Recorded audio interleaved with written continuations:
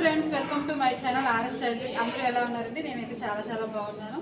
PM Vishwakarma దగ్గరికి వచ్చానని చెప్పాను కదండి, ట్రైనింగ్ కోసం ఇక్కడే ఉన్నాను. మీ అందరూ నన్ను చాలా మంది అయితే కామెంట్ చేస్తున్నారు, కొత్తగా మళ్ళీ అప్లై చేసుకోవచ్చా లేదా అనేసి.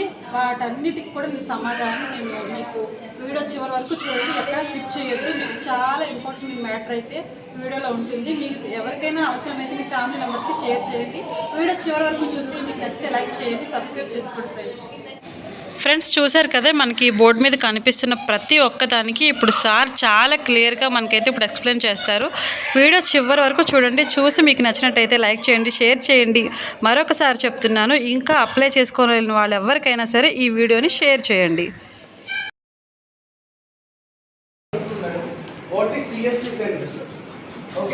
రెండోది మీ సేవ, మూడోది సచివాలయం.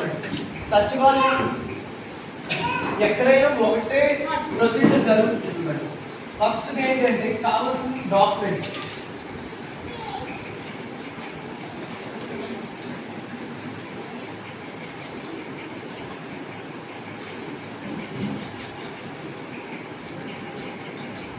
వైఫ్ అండ్ హస్బెండ్ ఉంది, ఆధార్ కార్డ్ ఇద్దరు.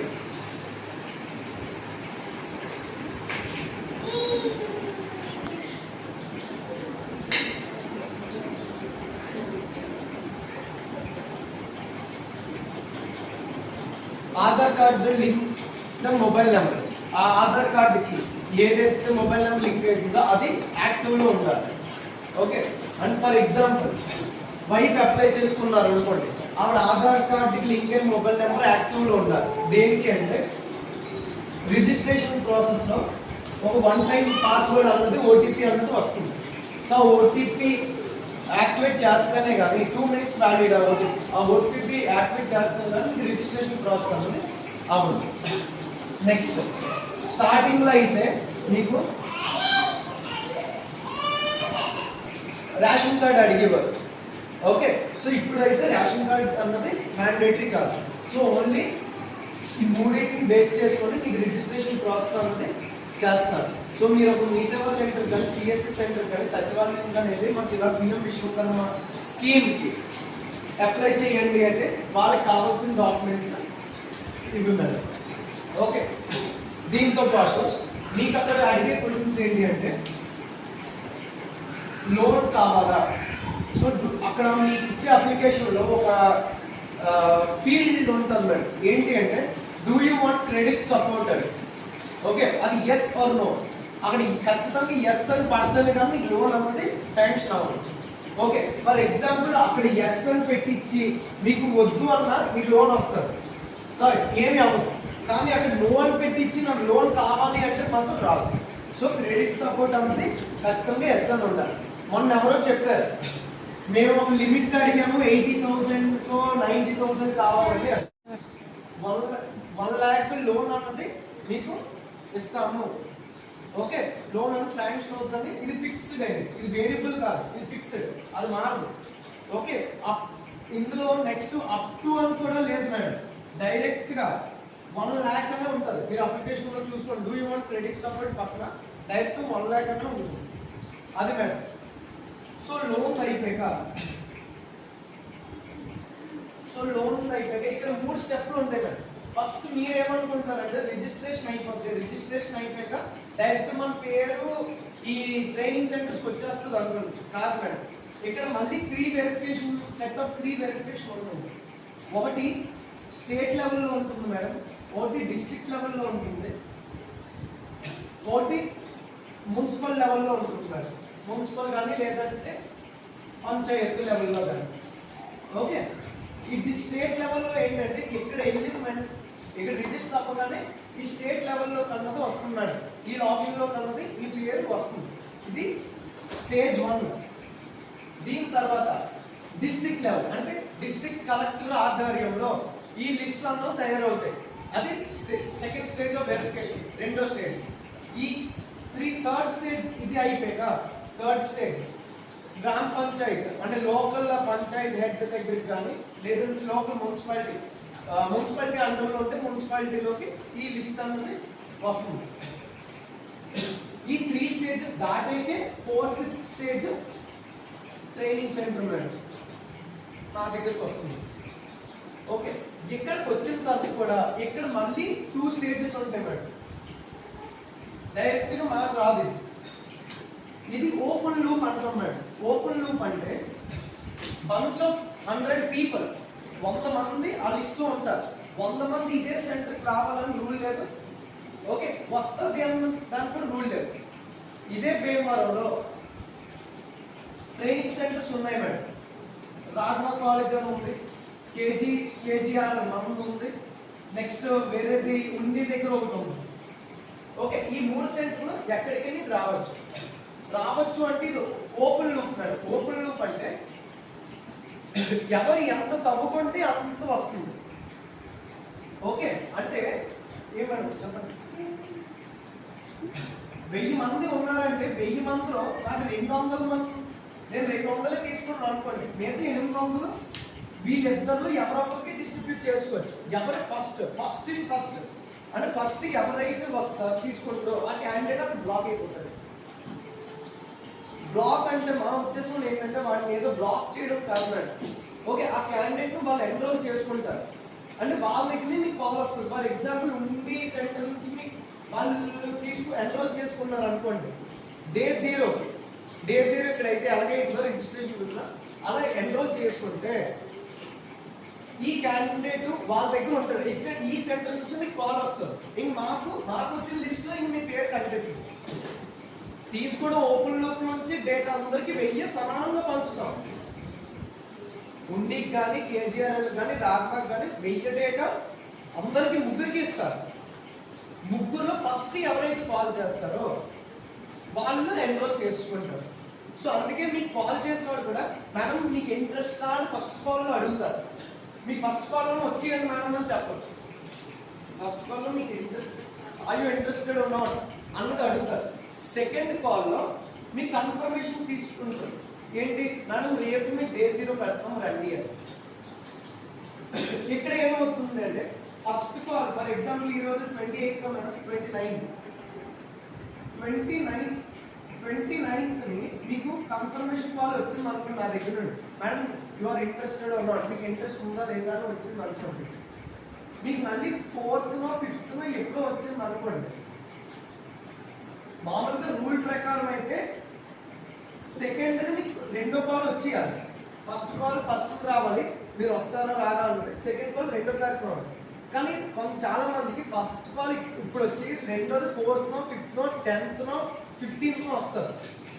ఎందుకు వస్తుంది అంటే ఈ 3 స్టేజ్ల్లో ఎక్కడ ఆ క్యాండిడేట్ వెరిఫికేషన్ ఆగిపోయినా ఈ 2వ కాల్ అన్నది మీకు అవుతుంది మేడం. అర్థమైందా మేడం?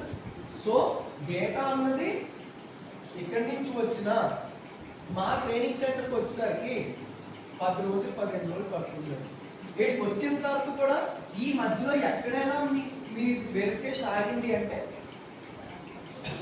పోర్టల్లో కనిపించదు మేడం. పోర్టల్లో కనిపించకపోతే అటెండెన్స్ పడుతుంది మేడం. సో మెయిన్ దేనికి మేడం పిలుస్తుంది అటెండెన్స్. మరి అటెండెన్స్ పడకపోతే ఇవన్నీ చేసి వేస్ట్ కదా. సో అందరూ టైం పడుతుంది మేడం. ఇది రిజిస్ట్రేషన్ ప్రాసెస్. ఇక్కడికి వచ్చాక మీకు తెలిసి ఏమవుతుంది, డే 0 ఎగ్జామ్ పెడతాము. డే 0 అయిపోయాక ఆ రోజు రిజిస్ట్రేషన్ చేసి పంపిస్తాం. డే 1 అంటే బేసిక్ స్కిల్లింగ్ అంటాం. బేసిక్ స్కిల్లింగ్లోకి బ్యాచెస్లోకి అంటే నా దగ్గర 100 మంది డే 0కి వచ్చారంటే 100 మంది ఒకే బ్యాచ్లో పెట్టడం కాదు. ఎందుకంటే మ్యాక్సిమం బ్యాచ్ కెపాసిటీ వచ్చేసరికి 45 మేడం, 45. సో 100 మంది 90 మంది వచ్చారనుకున్నప్పుడు 2 బ్యాచెస్ కింద పెడతాం. సో ఈ 2 బేసిక్ స్కిల్లింగ్ బ్యాచెస్ అంటాం. దాన్ని డే 1. అందుకే మీకు డే 0 రిజిస్టర్ చేయరు, డే 1 మీకు తప్పేయిస్తారు. అందుకే వచ్చే అబ్బాయి రిజిస్ట్రేషన్ చేసుకుంటారు. మీరు ఆధార్ కార్డు లాస్ట్ 6 digits తీసుకోండి, అవును, అప్పుడు మీ ఫోటో కనిపిస్తుంది. అందుకే డే 1 చేస్తాం. ఈ ప్రాసెస్ ఎందుకు చేస్తాను అంటే డే 0ని నా దగ్గరకు 200 మంది వచ్చారు అనుకోండి మేడం. డే 1ని ఈ 200 రావాలని గ్యారంటీ లేదు, వస్తారు అన్న గ్యారంటీ లేదు, రారు అని గ్యారంటీ లేదు. సో నా దగ్గర 100 మంది 90 మంది వచ్చారు అనుకోండి 200, ఈ 90 మంది మాత్రమే బ్యాచ్లోకి మనం పెడతాం. ఈ 90 మందికి మాత్రమే బ్యాచ్ లో పెడతాం. ఈ 200 మంది మనకి సార్ మన మిగతా 110 మంది ఎక్కడికి వెళ్తారు అంటే చెప్పారు కదా మేడం, ఇక్కడ వేరు సెంటర్లు ఉన్నాయి. వాళ్ళ దగ్గర నేర్చుకోవచ్చు, నా దగ్గరికి కాల్ వచ్చినా వాళ్ళ దగ్గర నేర్చుకోవచ్చు. లేదంటే కొంతమంది డ్రాప్ అయిపోయిన వాళ్ళు ఉంటారు. ఓకే, కొంతమంది లేదు నా నర్సాపూర్ దగ్గర నర్సాపూర్కి వెళ్ళిపోయిన వాళ్ళు ఉంటారు. కానీ ఎక్కడ నా దగ్గర కాల్ వచ్చినా మళ్ళీ ఇది ఒకటి చెప్తాను మేడం, నా దగ్గర కాల్ వచ్చింది, నా దగ్గర రాలేదు అనుకోండి, డే 0 డే 1 రాస్తే వాళ్ళు ఏమనుకుంటారు, నా దగ్గర ఉన్న సెంటర్ నేను వెళ్ళిపోవచ్చే, ఇక్కడికి ఎందుకు రావాలి. కానీ ఇది మళ్ళీ ఈ ఎక్కడ ఒకటి చెప్పాను చూడండి మేడం, ఓపెన్ లూప్ డేటాని 1000 మంది ఈ క్యాండిడేట్ మళ్ళీ ఇక్కడ రివర్స్ ఈ ఓపెన్ లూప్ డేటాలోకి వెళ్ళాలి అంటే 15 డేస్ పడుతుంది మేడం. ఖచ్చితంగా వెళ్తాడు. ఇక్కడ అటెండెన్స్ 15 పర్లేదు అనుకోండి, నా దగ్గర నేను పిలిచాను, నా దగ్గర రాలేదు, మరి క్యాండిడేట్ థింక్ అయిపోయిందా, రిజిస్ట్రేషన్ చేసిన టైం వేస్ట్ అంటే కాదు మేడం. మళ్ళీ 15 డేస్ తర్వాత మళ్ళీ ఇదే లిస్ట్లోకి వెళ్ళిపోతాడు. అప్పుడు మళ్ళీ సేమ్ ప్రాసెస్, అప్పుడు మళ్ళీ ఈ ముగ్గురులో ఎవరో ఒకరు పిలుస్తారు. ఓకే సార్, ఓకేనా మేడం. సో ఇది ప్రాసెస్ జరిగేది. సో ఇక్కడికి వచ్చే మీకు తెలుసు డే 1 అవుతుంది, డే 1 తర్వాత 5 డేస్ ట్రైనింగ్ అవుతుంది, డే 6 మీకు ఎగ్జామ్ పెడతారు. ఎగ్జామ్ పెట్టిన మరుసటి రోజు సర్టిఫికేట్ అనేది డౌన్లోడ్ అవుతుంది. సర్టిఫికేట్ డౌన్లోడ్ అయ్యాక మీకు ఒక రోజు వచ్చి సర్టిఫికేట్స్ ఇస్తారు. సర్టిఫికేట్స్ ఇచ్చాక 1 వీక్ to 10 డేస్ లోపు మీకు టూల్ కిట్ అన్నది మనం మీకు ఫస్ట్ 4000 రూపీస్ ట్రావెల్ అలవెన్స్ అన్నది మీ అకౌంట్ మీరు ఏదైతే బ్యాంక్ ఇక్కడ చూడండి మేడం, ఇంకోటి బ్యాంక్ అకౌంట్ కూడా అడుగుతారు మేడం. ఓకే, సో మీరు ఇక్కడ ఏదైతే బ్యాంక్ అకౌంట్ ఇస్తారో ఆ బ్యాంక్ అకౌంట్లో 4000 రూపాయలు అన్నది 3000 ఒకసారి, 1000 రూపాయలు ఒకసారి, మీకు 2 వ్యవధిలో మీకు విడతలుగా 2 విడతలుగా 2 టర్మ్స్లో 3000 ఒకటి 1000 ఒకటి పడుతుంది. దీని తర్వాత మీకు టూల్ కిట్ అనే ఒక మెసేజ్ వస్తుంది. మీ రిజిస్టర్డ్ మొబైల్ నెంబర్ ఏదైతే ఆధార్ లింక్ ఉందో దానికి మెసేజ్ వస్తుంది. టూల్ కిట్కి మీరు ఎలిజిబుల్ అయ్యారు, 15,000 రూపాయలు టూల్ కిట్కి ఎలిజిబుల్ అయ్యారు. ఆ లింక్ వస్తుంది. మీ ఇంటికి ఒక ఏజెంట్ వచ్చి ఆ లింక్ స్కాన్ చేసుకొని మీ కిట్ అనేది అందజేస్తారు. ఇది ప్రాసెస్. అర్థమైందా మేడం? అందరికీ అర్థమైంది సార్. ఓకే, అమ్మా పాప చూడు. ఎవరికి ఎలిజిబుల్ అంటే BPL madam, below poverty line, సంవత్సరానికి 1,00,000 రూపాయల కన్నా తక్కువ ఆదాయం ఉన్న వాళ్ళు, సంవత్సరంలో 1,00,000 రూపాయల కన్నా తక్కువ ఆదాయం ఉన్న వాళ్ళే దీనికి ఎలిజిబుల్. ఓకే, అంటే వాళ్ళ పేరు మీద 1,00,000 రూపాయల కన్నా తక్కువ ఆదాయం ఉండాలి. సో మ్యాక్సిమం హౌస్ వైఫ్స్ ఎవరికి ఇన్కమ్ అన్నది ఉండదు. 1,00,000 దాటింది అనుకోండి, అప్పుడు ట్యాక్స్ అన్నది పడుతుంది. 5 రిటర్న్ ఫైల్ చేస్తారు బిజినెస్ చేసిన వాళ్ళే. ఎందుకంటే మీకు ఎంప్లాయీస్ అయితే ట్యాక్స్ కట్ అవుతుంది, టీడీఎస్ కట్ అవుతుంది, ఓకే, పిఎఫ్ఈఎస్ఏ కట్ అవుతాయి. సంవత్సరానికి 1,00,000 రూపాయలు దాటుతాయి. సో అందుకని 1,00,000 రూపాయలు లోపు వరకే. అది ఎలా తెలుస్తుంది మనకి? బీపీఎల్ ఎలా తెలుస్తుంది? White ration card. ఈ రేషన్ కార్డు ఉన్న వాళ్ళకి అంటే అది గుర్తు మేడం ఏంటంటే వైట్ రేషన్ కార్డు ఉందంటే వాళ్ళకి కుటుంబానికి 1,00,000 రూపాయల కన్నా తక్కువ ఆదాయం ఉంది సంవత్సరాలు, నెలకు కాదు సంవత్సరాలు. Okay madam. గవర్నమెంట్ ఎంప్లాయీస్కి అవ్వదు మేడం. ఇంకెవరికి డౌట్స్ ఉన్నాయి మేడం? అర్థమైంది మేడం అందరికి? మేడం అర్థమైంది మేడం? మీరు ఫోన్ కావాలి మేడం? అర్థమైంది? ఓకేనా ఫ్రెండ్స్, ఇప్పటి వరకు వీడియో చివరి వరకు చూసిన వాళ్ళందరికీ మరొక్కసారి చెప్తున్నాను, మన వీడియోకి అయితే లైక్ చేయండి. మీరు లైక్ చేయడం వల్ల ఇంకా చాలా దూరం అయితే ఈ వీడియో వెళ్తుంది. చాలా ఈ పిఎం విశ్వకర్మ అప్లై చేసుకునే వాళ్ళందరికీ కూడా యూజ్ అవుతుందన్నమాట. మీరు వీడియోని లైక్ చేయండి. ఇంకెవరికైనా తెలియని వాళ్ళు ఉంటే ఇంకేస్ వాళ్ళకు కూడా మీరు ఈ వీడియోని షేర్ చేయండి. ఓకేనా ఫ్రెండ్స్, మన వీడియోస్ చూస్తూనే ఉండండి, ఇంకా మంచి మంచి వీడియోస్ వస్తూనే ఉంటాయి. బాయ్.